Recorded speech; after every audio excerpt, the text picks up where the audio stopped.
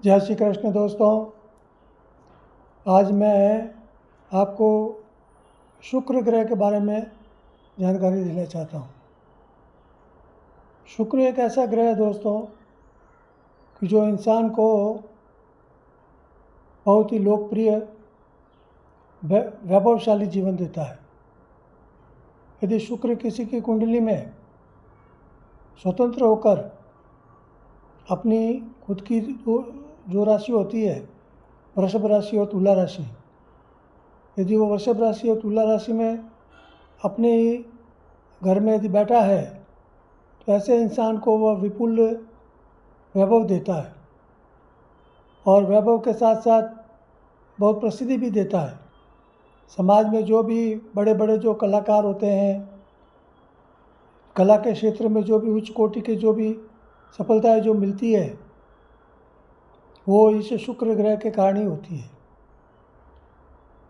और शुक्र एक ऐसा ग्रह है जो कि कला के क्षेत्र में हमेशा इंसान को सफल बनाता है। शर्त एक है कि शुक्र कुंडली में अच्छे भाव में बैठा होना चाहिए और स्वतंत्र रूप से होना चाहिए। शुक्र के साथ में यदि किसी दूसरे ग्रह यदि बैठे हो तो उस हिसाब से उसके अच्छे या बुरे परिणाम जरूर होते हैं। जैसे कि शुक्र यदि मान लो लग्न में, आज मैं सिर्फ लग्न के बारे में बात करूंगा, आगे मैं दूसरे वीडियो में दूसरे स्थान जैसे दूसरा, तीसरा, चौथा, पाँचवा, छठा, सातवां, आठवां, नौवां, 10वां, 11वां और 12वें भाव के बारे में भी मैं जानकारियाँ दूंगा। क्योंकि शुक्र एक ऐसा ग्रह है दोस्तों कि शुक्र हमेशा अपनी कुंडली में हमेशा अच्छी स्थिति में होना चाहिए। यदि इंसान को सुखी होना है तो शुक्र की उसमें बहुत बड़ी भूमिका होती है, क्योंकि शुक्र सभी प्रकार के सुख प्रदान करता है। वैसे शुक्र जो ग्रह है वो दैत्यों का गुरु माना गया है। गुरु को देवताओं का गुरु माना गया है और शुक्र को दैत्यों का गुरु माना गया है। और आप तो जानते ही हैं, सभी जानते हैं कि भाई दैत्यों के पास कितनी धन संपदा होती थी, वो इसी शुक्र के कारण ही होती थी, क्योंकि शुक्र की हमेशा उन दैत्यों के ऊपर पूरी कृपा रहती थी। इसीलिए दैत्य हमेशा धन दाने से परिपूर्ण होते थे। इसलिए शुक्र हमेशा किसी भी कुंडली में बहुत ही अच्छी स्थिति में होना चाहिए। अब रहा कि लग्न में यदि मान लो शुक्र स्वतंत्र रूप से बैठा है, चाहे फिर वो किसी भी राशि में हो, तो हमेशा अच्छा फल ही देगा। उस व्यक्ति का दिमाग हमेशा नई नई मतलब कलापूर्ण चीज़ों में रत रहता है। विशेष करके जैसे फिल्म क्षेत्र के हैं, कला क्षेत्र है, नाट्य क्षेत्र में हैं, ऐसे लोग नई नई मतलब की रचनाएं करते रहते हैं, नए नए प्रमोशन करते रहते हैं। इनके दिमाग में नए नए कला के क्षेत्र में नए नए आइडिया आते रहते हैं। और कला के क्षेत्र से फिल्म और कला के बारे में ही नहीं, जैसे नृत्य है, संगीत है, ऐसे क्षेत्रों में भी ऐसे लोग उनका दिमाग बहुत काम करता है। अब रही मान लो कि शुक्र यदि लग्न में है तो यदि उसके साथ में मान लो चंद्रमा है, तो चंद्र भी कला का प्रतिनिधित्व ग्रह है। तो शुक्र और चंद्रमा यदि दोनों साथ में हैं तो फिर तो सोने में सुहागा हो जाता है। तो स्त्री से संबंधित जो भी कार्य हो, जैसे मतलब कि कॉस्मेटिक का बिजनेस है, सौंदर्य प्रसाधन का बिजनेस है, या जैसे स्वर्ण आभूषणों का, ज्वेलरी का, सोने चांदी का जो बिज़नेस है, उसमें भी इन्हें बहुत अच्छी सफलता मिल जाती है।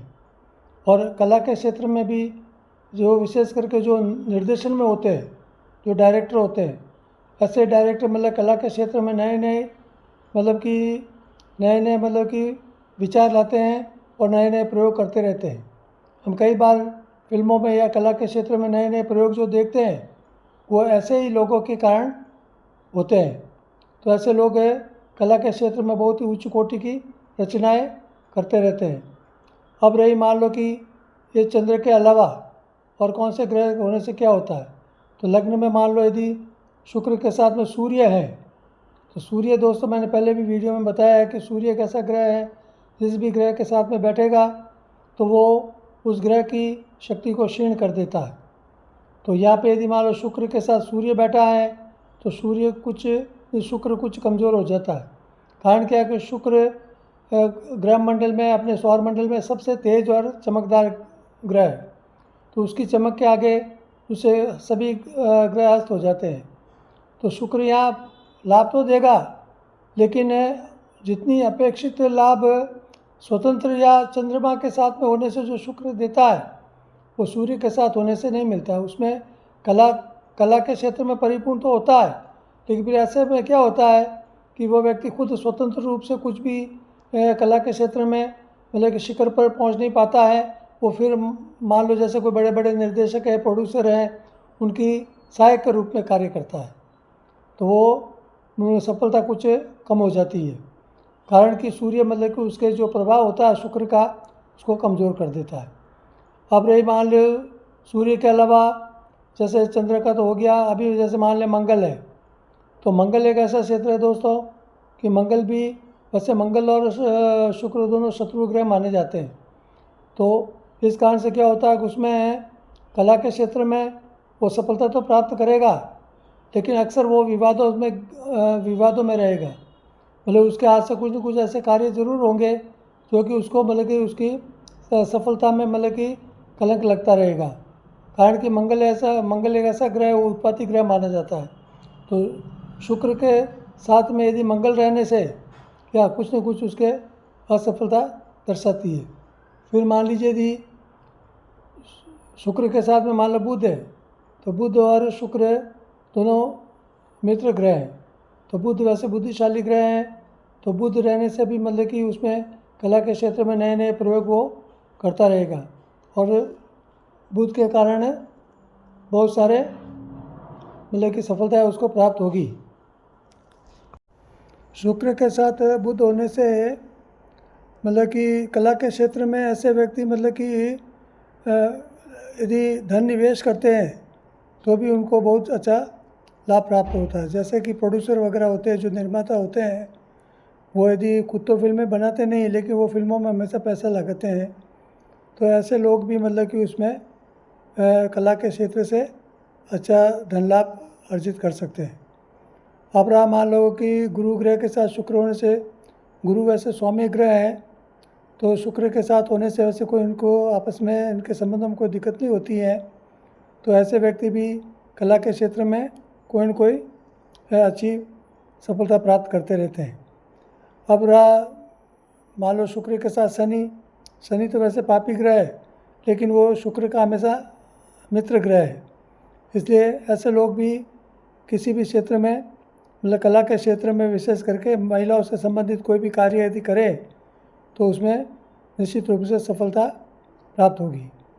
अब रहा राहु और केतु ऐसे ग्रह दोस्तों दोनों पापी ग्रह हैं, और इनके मित्र शुक्र के मित्र तो है ही, लेकिन चूंकि वो स्वभाव से राहु तो दुष्ट ग्रह है, इसलिए ऐसे व्यक्ति को कभी न कभी मतलब कि वो हालांकि कला से परिपूर्ण होता, दिमाग उनका कला में होता है, लेकिन उनमें दुर्व्यसन है या कुछ ऐसी चेष्टाएं करा देता है कि जो उनकी बदनामी और पराभव करा देता है। पराभव कैसे? मान लो यदि वो फिल्म क्षेत्र में है तो उनकी किसी न किसी मतलब कि क्षेत्र में ऐसी असफलता दिलाएगा या ऐसी बदनामी दिलाएगा कि वो मतलब उनको जीवन भर वो एक कलंक के रूप में उनको मतलब कि उनके सिर पे हो जाती है। और अब रही बात कि वो उनमें ऐसी चेष्टाएं वो करते रहते हैं जो कि उनको जीवन में असफलता प्राप्त होती है। इसलिए शुक्र के साथ में एक तो मंगल और शनि और राहु और केतु, ये होने से उसका स्वभाव कुछ कमज़ोर हो जाता प्रभाव है। बाकी यदि चंद्र के साथ में है या सूर्य के साथ में है या बुध के साथ में है, गुरु के साथ में यदि ऐसे स्थिति में यदि शुक्र है तो वो अच्छी कंडीशन, वो भी लग्न के बारे में बता रहा हूँ। वैसे तो अभी आगे और भी जो भाव होंगे उन भावों के बारे में और विस्तार से आपको बताऊंगा, इसलिए आज मैंने सिर्फ लग्न के बारे में शुक्र यदि है उनके साथ कौन से ग्रह बैठे हुए हैं उसके बारे में आज बता रहा हूँ। आज के लिए इतना ही। जय श्री कृष्ण, जय श्री राम।